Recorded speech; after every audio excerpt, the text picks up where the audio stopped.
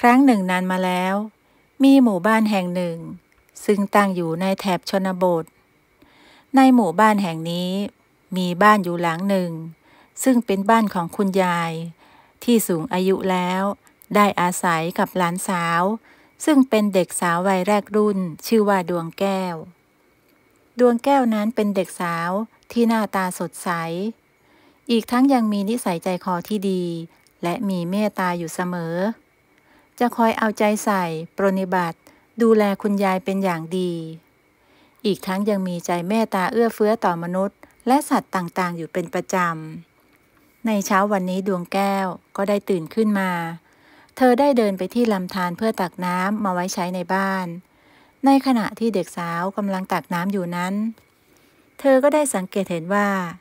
มีอะไรบางอย่างที่กำลังดิ้นรนขอความช่วยเหลือดวงแก้วจึงเข้าไปดูใกล้ๆก็พบว่าในใต้น้ำนั้นมีปลาช่อนตัวใหญ่ที่ติดเบ็ดอยู่มันกำลังดิ้นรนเพื่อให้ตนเองได้เป็นอิสระเมื่อคืนคงมีคนมาวางเบ็ดล่อเหยื่อปลาไว้แถวนี้จนเจ้าปลาช่อนมากินเหยื่อถึงได้ติดเบ็ดอยู่อย่างนี้เด็กสาวรู้สึกสงสารและเวทนาปลาช่อนตัวนั้นเธอจึงได้บอกกับมันว่าพี่ปลาช่อนจ๋าเดี๋ยวฉันจะช่วยปลดเบ็ดออกจากปากของพี่นะแล้วเธอก็เอื้อมมือไปประคองเจ้าตัวปลาช่อนขึ้นมาจากนั้นก็ปลดเบ็ดจากปากอย่างแผ่วเบาดวงแก้วปล่อยให้ปลานั้นได้ว่ายกลับลงไปในลำธารปลาช่อนตัวนั้นว่ายวนเวียนราวกับจะขอบคุณเด็กสาวอยู่2-3 รอบแล้วมันก็ว่ายหายไปกับกระแสน้ำดวงแก้วรู้สึกดีใจที่ได้ช่วยเหลือชีวิตของปลาช่อนตัวนี้เอาไว้หลังจากนั้นเธอก็ได้ตักน้ำเข้าไปเติมในถังที่บ้านจากนั้นเธอก็ได้เตรียมอาหารต่างๆไว้ให้คุณยายกินในมื้อเช้านี้เมื่ออาหารเช้าเสร็จเรียบร้อยแล้วดวงแก้วจึงได้พูดกับคุณยายว่าคุณยายจ๋าตอนนี้กับข้าวเสร็จเรียบร้อยแล้วนะจ๊ะมากินกันเถอะวันนี้ทำแกงสับปะรดเหรอน่ากินเหลือเกินขอยายชิมหน่อยนะเมื่อดวงแก้วเห็นคุณยายรับประทานอาหารที่เธอทำด้วยความอร่อยเด็กสาวก็ดีใจตอนนี้อาการของคุณยายเป็นยังไงบ้างคะเดินเหินสะดวกดีไหมคะคุณยายจึงหันมามองด้วยรอยยิ้มกับหลานสาวแล้วก็พูดขึ้นว่ายายก็สุขภาพดีตามวัยนั่นแหละแต่ก็จะเดินเหินมากไม่ได้มันเจ็บเขาก็พยายามรักษาสุขภาพมาตลอดเมื่อดวงแก้วได้ยินดังนั้นก็ดีใจอย่างน้อยตอนนี้คุณยายก็ไม่มีอาการน่าเป็นห่วงเธอคิดในใจว่าที่ผ่านมามีแต่คุณยายได้ดูแลเธอมาตลอดมาในวันนี้ดวงแก้วต้องการจะตอบแทนบุญคุณโดยเป็นฝ่ายดูแลคุณยายบ้างมีอยู่วันหนึ่งดวงแก้วได้เข้าไปขุดหน่อไม้ในป่าเพราะว่าต้องการจะเอามาทำแกงหน่อไม้ให้คุณยายได้กินในขณะที่กำลังขุดหน่อไม้อยู่นั้นเธอก็ได้ยินเสียงเหมือนตัวอะไรสักอย่างกำลังดิ้นรนอยู่ไม่ไกลนักเธอจึงวางเสียมแล้วเดินตามเสียงนั้นไปก็พบว่ามีตัวตุ่นตัวหนึ่งที่ติดบ่วงของนายพรานอยู่ตรงรากไม้ตัวตุ่นนี้หน้าตาน่ารักแต่ว่าสายตามันไม่ดีเพราะสู้แสงตะวันไม่ได้ดวงแก้วรู้สึกสงสารจึงได้พูดกับตัวตุ่นว่าพี่ตุ่นจ๋าเดี๋ยวฉันจะช่วยปลดบ่วงออกจากตัวพี่นะพี่จะได้เป็นอิสระหญิงสาวช่วยปลดบ่วงรัดคอออกจากตัวตุ่นจากนั้นก็นำมันไปปล่อยตรงบริเวณทางเดินนุ่มๆเจ้าตัวตุ่นหันมามองดวงแก้วอยู่สักครู่จมูกของมันดมฟุดฟิตเหมือนพยายามดมกลิ่นให้คุ้นเคยจากนั้นมันก็ใช้กรงเล็บขุดดินมุดหายตัวไปในเย็นวันนั้นดวงแก้วได้เล่าเรื่องนี้ ให้คุณยายได้ฟังเมื่อคุณยายได้ฟังก็ได้แต่หัวเราะชอบใจดีใจกับความใจดีมีเมตตาของหลานสาว ดีแล้วดวงแก้วที่หนูมีจิตใจดีมีเมตตาต่อสัตว์ทุกตัววันใดวันหนึ่งพวกเขาอาจจะมาตอบแทนคุณของเจ้าก็ได้ดวงแก้วได้แต่รับฟังเธอเองก็อดสงสัยไม่ได้เหมือนกันอย่างพวกปลาช่อนหรือตัวตุ่นจะมาช่วยเหลือเธอได้อย่างไรในช่วงบ่ายของวันหนึ่งดวงแก้วกำลังตักน้ำไปรดผักที่ปลูกไว้ข้างบ้านเธอได้ยินเสียงเหมือนมีอะไรดังโครมครามอยู่ในบ้านเด็กสาวรีบวิ่งไปดูในห้องครัวแล้วก็พบว่าคุณยายได้นอนล้มอยู่กับพื้นอีกทั้งยังมีถ้วยจานตกหล่นอยู่รอบตัวอีกดวงแก้วไม่รอช้ารีบประคองคุณยายขึ้นมาแล้วนำไปนอนพักบนเตียงซึ่งตอนนี้คุณยายนั้นหมดสติไม่รับรู้อะไรเพียงแต่ว่ายังมีลมหายใจที่แผ่วเบาอยู่นั่นแสดงว่าคุณยายยังมีชีวิตอยู่ดวงแก้วรีบวิ่งเข้าไปในหมู่บ้านเพื่อตามหมอมาช่วยในหมู่บ้านแห่งนี้มีหมอคนหนึ่งได้ฉายาว่าหมอเทวดาเป็นสินแสร่องเรือจากเมืองจีนทางแม่น้ำใครๆก็ไปหาท่านหมอเทวดาให้รักษาจนผู้คนขนานนามว่าเป็นหมอเทวดาดวงแก้วรีบวิ่งไปถึงหน้าเรือนไม้ของท่านหมอเทวดาคนนี้เด็กสาวจึงตะโกนไปว่าท่านหมอเทวดาท่านหมอเทวดาอยู่ไหมคะช่วยด้วยคุณยายของหนูไม่สบายจ้ะอึดใจต่อมาก็มีชายแก่คนหนึ่งมีหนวดเคราสีขาวยาวเฟื้อยยื่นหน้าออกมาจากหน้าต่างซึ่งชายคนนี้ก็คือหมอเทวดานี่เองอ้าวใครเป็นอะไรล่ะจะให้ฉันช่วยได้อย่างไรดวงแก้ว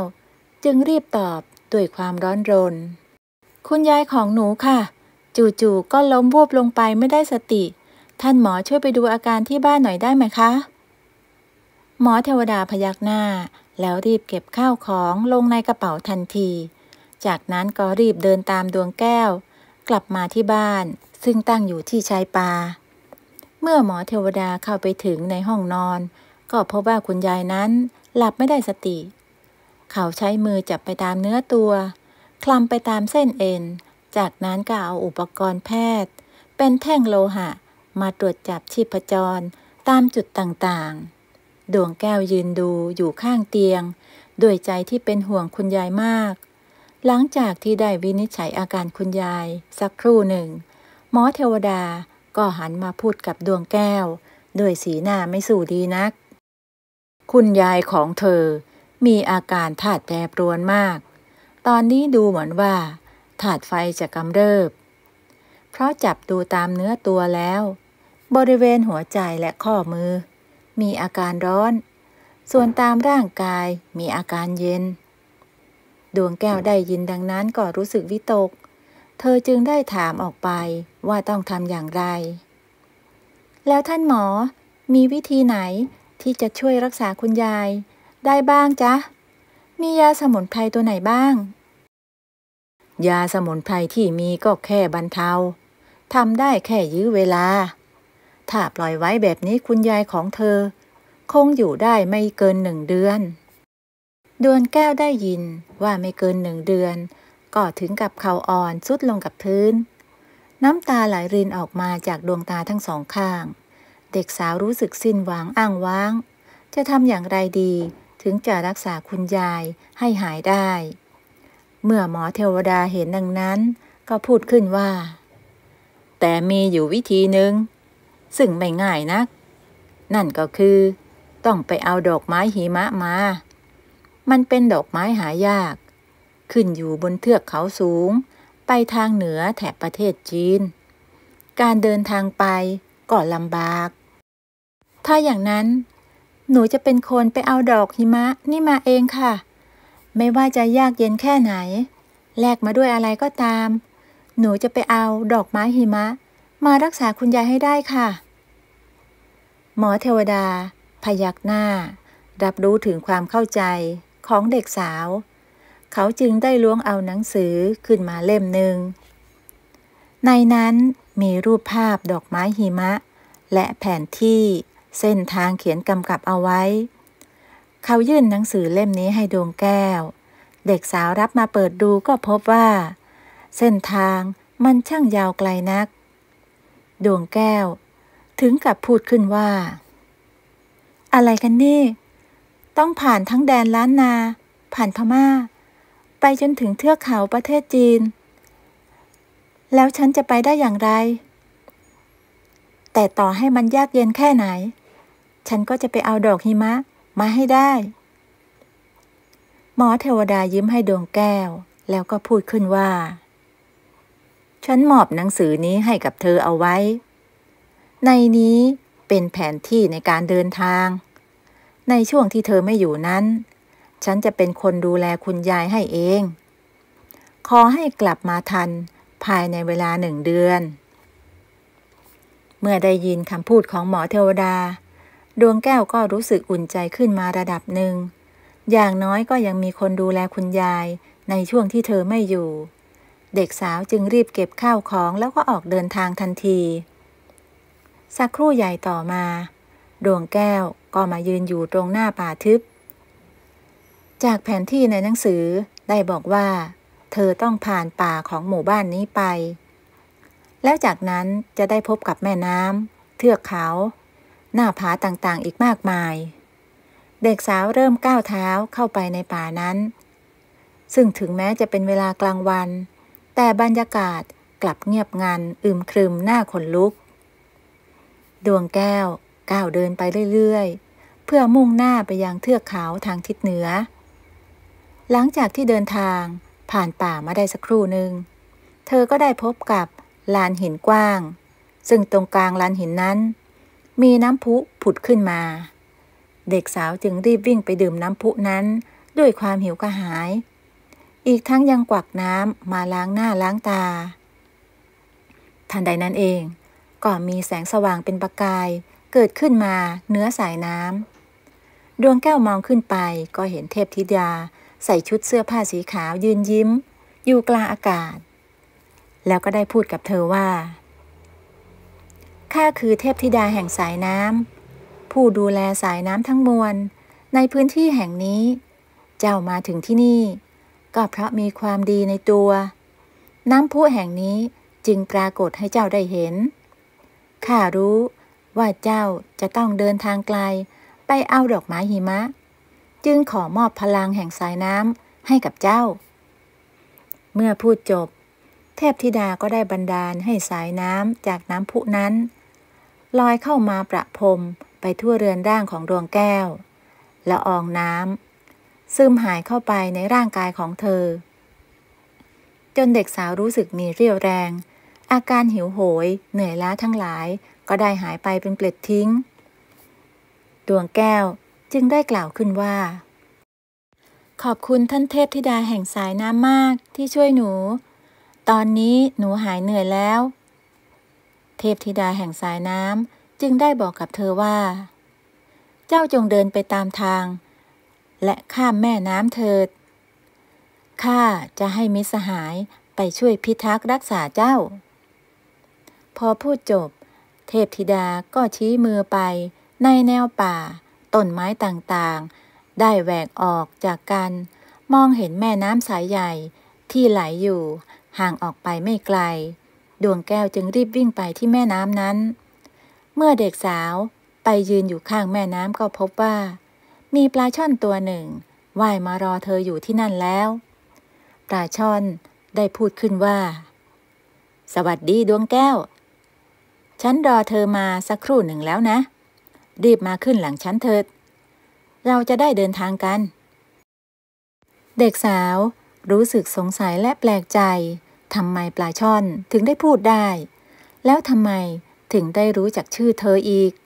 จึงได้ถามออกไปพี่ปลาช่อนรู้จักชื่อฉันได้อย่างไรจ๊ะฉันก็คือปลาช่อน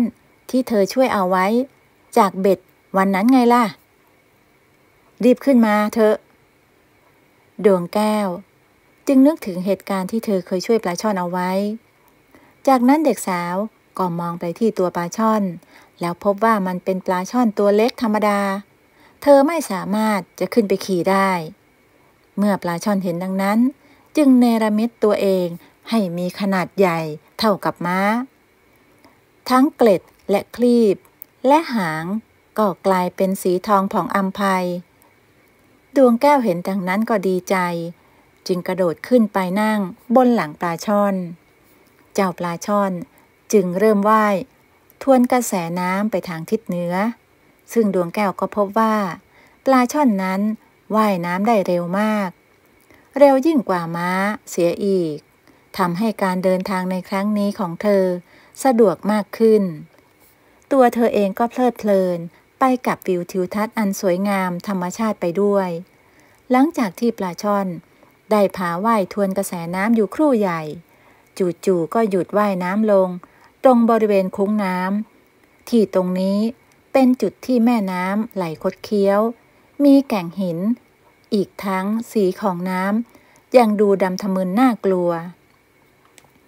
ปลาช่อนสายหางไปมา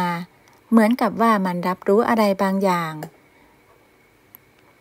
ดวงแก้วเองก็สงสัยเหมือนกันว่าทำไม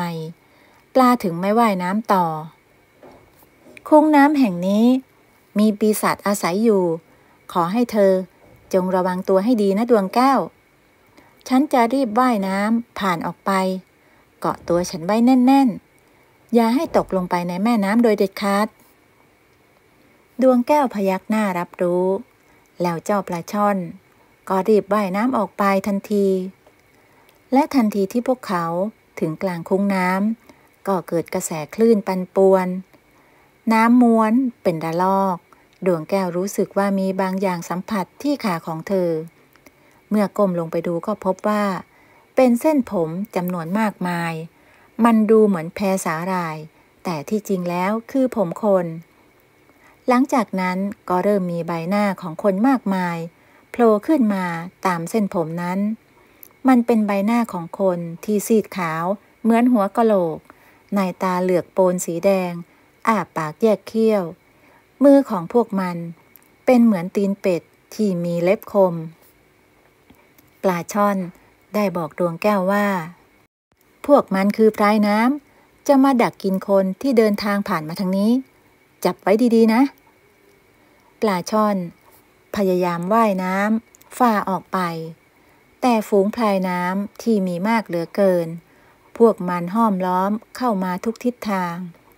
เส้นผมจำนวนมากก็มาพันยุบยับไปตามตัวของดวงแก้วและปลาช่อนกรงเล็บของมันก็ได้ไขว่คว้าสเปะสะบะมาทางเด็กสาวหมายจะคว้าตัวลงไปในน้ำให้ได้ตอนนี้ปลาช่อนได้แต่กระเสือกกระสนดิ้นรนหาทางออกจากวงล้อมของพรายน้ำพวกนี้ทันใดนั้นเองดวงแก้วก็ได้ยินเสียงธิดาแห่งสายน้ำบอกว่าจงใช้พลังแห่งสายน้ำที่ข้ามอบให้เจ้าสิเมื่อดวงแก้วได้ยินดังนั้นเธอก็ตั้งจิตนึกถึงพลังที่ได้รับมาแล้วสิ่งอัศจรรย์ก็เกิดขึ้นละอองน้ำจำนวนมากลอยออกมาจากตัวของดวงแก้วแล้วพวกมันก็หล่อรวมตัวกันเป็นหยดน้ำเม็ดใสๆมากมายราวกับไข่มุก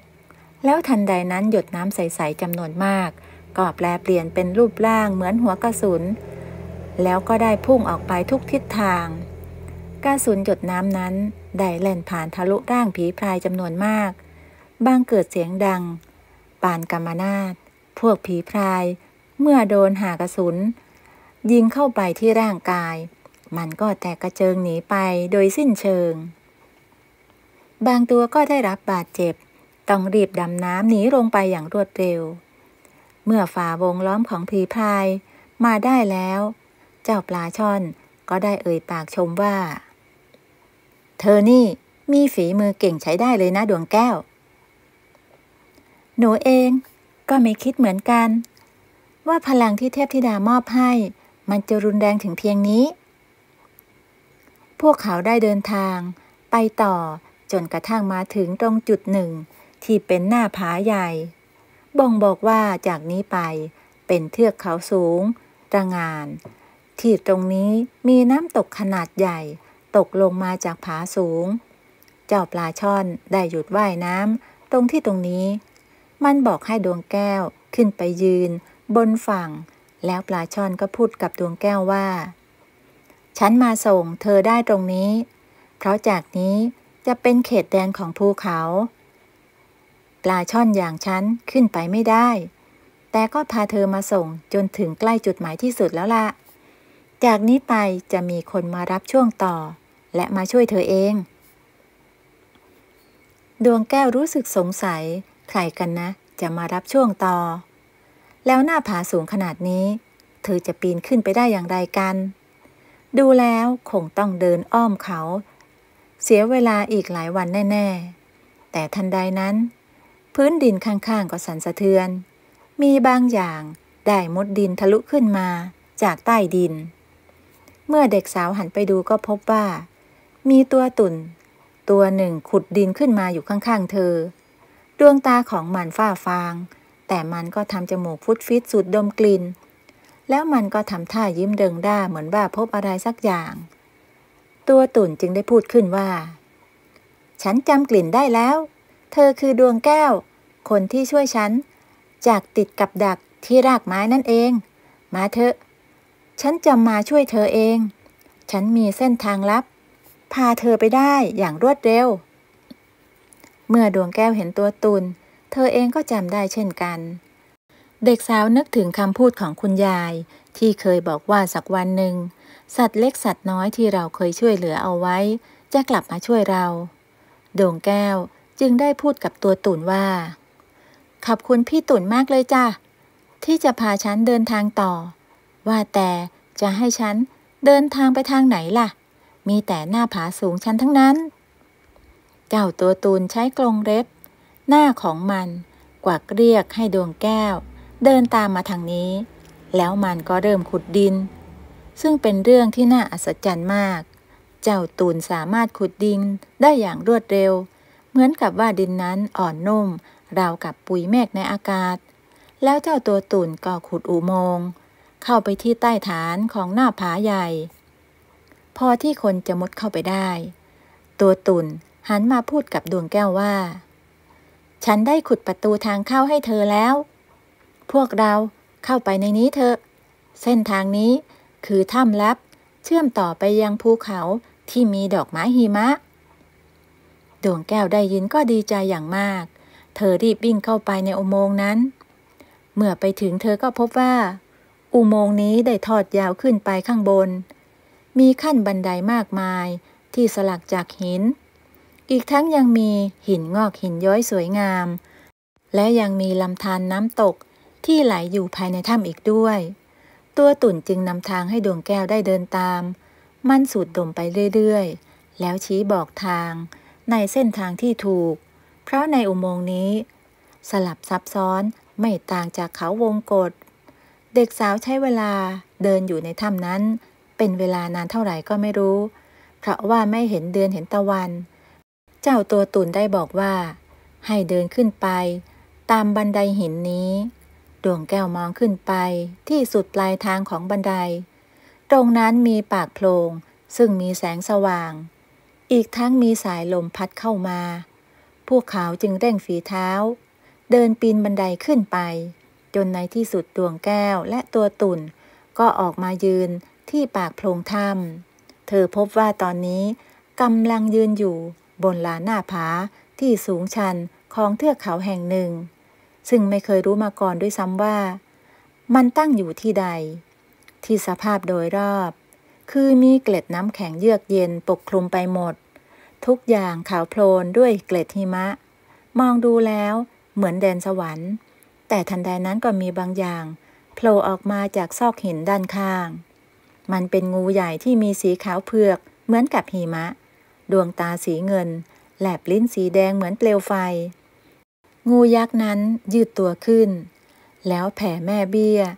เหมือนมันเฝ้าที่นี่อยู่ไม่ให้ใครก้าวผ่านไปได้ เจ้าตัวตุ่นเมื่อเห็นงูตัวนี้ก็รีบกระโดดหนีเข้าไปในโพรงถ้ำส่วนดวงแก้วนั้นก็รู้สึกหวาดกลัวเหลือเกินว่าจะทำอย่างไรดีต่อไป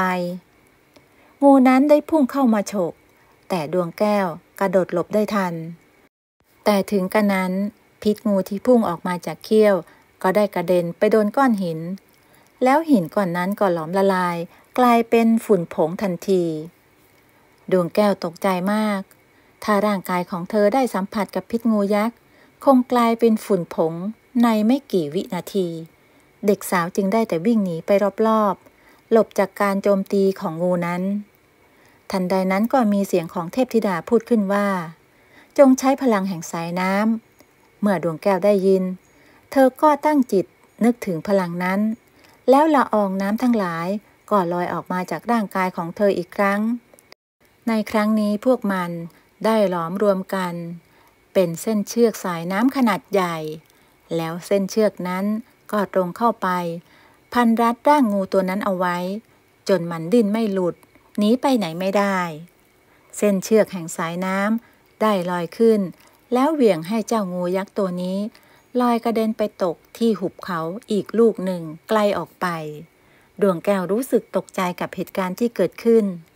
เจ้าตัวตุนรีบวิ่งออกมาแสดงความดีใจที่ดวงแก้วต่อสู้ได้สำเร็จพวกเขาออกเดินทางต่อไปจนไปถึงลานกว้างที่เป็นน้ำแข็งซึ่งที่ตรงนั้นมีดอกไม้หิมะตั้งอยู่มันเป็นดอกไม้ที่สวยงามสร้างจากผลึกน้ำแข็งดอกไม้ได้ปล่อยละอองเกสรน้ำแข็งรวมถึงหยดน้ำที่ไหลลงสู่พื้นดินเบื้องล่างอยู่ตลอดเวลาดวงแก้วไม่เคยเห็นอะไรแบบนี้มาก่อนเธอจึงจ้องมองด้วยความหลงไหลทันใดนั้นก็มีร่างหนึ่งปรากฏเป็นเทพธิดาในชุดขาวเหมือนหิมะใบหน้าของเธอมีเมตตาด้วยรอยยิ้มเทพธิดาจึงได้พูดขึ้นว่าข้าคือเทพธิดาหิมะผู้ดูแลดอกไม้หิมะบนภูเขาลูกนี้ท่านเป็นมนุษย์ดันด้นมาถึงที่นี่เพื่อสิ่งใดหรือ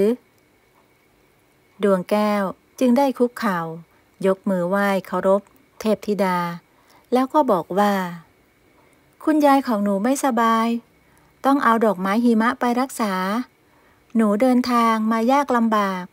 ถ้าได้ดอกไม้หิมะไปช่วยรักษาชีวิตของยายก็คงจะหายเมื่อเทพธิดาได้ยินดังนั้นก็ถอนหายใจเธอจึงได้แสดงภาพนิมิตขึ้นมาแล้วอธิบายว่าดอกไม้หิมะนี้คือหัวใจของทุกสรรพชีวิตในแถบนี้หยดน้ำของดอกไม้ที่ไหลลงสู่พื้นดินได้ก่อเกิดแม่น้ำลำธารหลายร้อยสายละอองเกสรของดอกไม้ที่หลุดลอยล่องไปก็จะสร้างความชุ่มฉ่ำเย็นเป็นเม็ดฝนให้ตกทั่วพื้นป่าเขาและแดนมนุษย์เมื่อดวงแก้วมองตามภาพนิมิตที่เห็นก็เป็นเช่นนั้นจริงดังที่เทพธิดาได้บอกไว้เธอจึงได้ถามว่าแล้วถ้าหนูเอาดอกไม้หิมะนี้ไปผลที่จะตามมาจะเป็นอย่างไรหรอคะเทพธิดาจึงได้แสดงภาพนิมิตขึ้นมานั่นก็คือภาพของป่าเขาและท้องไร่ท้องนาอันแห้งแล้งเกิดไฟป่าเผาผลาญไปทั่วทุกหย่อมหญ้าสรรพสัตว์วิ่งหนีตายกันโอลหม่านดวงแก้วเห็นดังนั้นก็รู้สึกผิดไม่อยากเป็นคนเห็นแก่ตัวเธอจึงบอกว่าถ้าเช่นนั้นหนูคงไม่กล้าเอาดอกไม้หิมะนี้ไปหรอกจ้ะหนูไม่อยากให้ชีวิตอีกมากมายต้องลำบากเพราะความเห็นแก่ตัวของหนูขอให้ดอกไม้หิมะอยู่ที่นี่เพื่อให้ธรรมชาติได้อยู่อย่างสมบูรณ์จ้ะเทพธิดาได้ยินคำพูดของเด็กสาวเธอก็กล่าวด้วยรอยยิ้มเจ้าช่างเป็นเด็กดีมีน้ำใจเพื่อเห็นแก่ความอุตสาหะที่เดินทางมาถึงที่นี่ข้าจะมอบไข่มุกหิมะให้เจ้าจงเอาไข่มุกนี้ไปให้คุณยายได้กินแล้วธาตุต่างๆในร่างกายของยายก็จะหายเป็นปกติมีอายุยืนแล้วเทพธิดาก็ได้ประทานไข่มุกมาให้กับดวงแก้วเด็กสาวได้รับเอาไว้ในมือเธอกล่าวขอบคุณในน้ำใจและมีความเมตตา ของเทพธิดาเป็นอย่างมาก เทพธิดาได้ใช้ฤทธิ์ดลบันดาลส่งให้ดวงแก้วกับเจ้าตุ่นได้เดินทางไปยังหมู่บ้านในพริบตา เมื่อดวงแก้วไปถึงเธอก็ได้นำเอาไข่มุกนี้ให้หมอเทวดาพร้อมกับเล่าเรื่องราวทุกอย่างที่เกิดขึ้นให้หมอได้ฟังเขาจึงรีบนำยานี้ป้อนให้กับคุณยายซึ่งภายในไม่กี่นาทีต่อมาคุณยายก็ฟื้นคืนเป็นปกติกลับมามีร่างกายที่แข็งแรงดังเดิมแม้แต่หมอเทวดาก็ได้บอกว่าเธอเก่งมากเลยดวงแก้วที่ได้ไข่มุกหิมะมารักษาคุณยายถ้าแบบนี้คุณยายก็มีอายุยืนเกิน100 ปีแน่ๆนับแต่นั้นมาคุณยายก็มีสุขภาพแข็งแรงมากขึ้นกว่าเดิมสามารถเดินเหินได้สะดวกเด็กสาวก็ได้แวะเวียนไปพูดคุยกับปลาช่อนและตัวตุ่นที่ชายป่าเสมอและเธอยังได้มองไปที่เทือกเขาทางทิศเหนือเพื่อขอบคุณเทพธิดาที่เมตตาช่วยเหลือให้เธอและยายได้อยู่ด้วยกันอย่างมีความสุข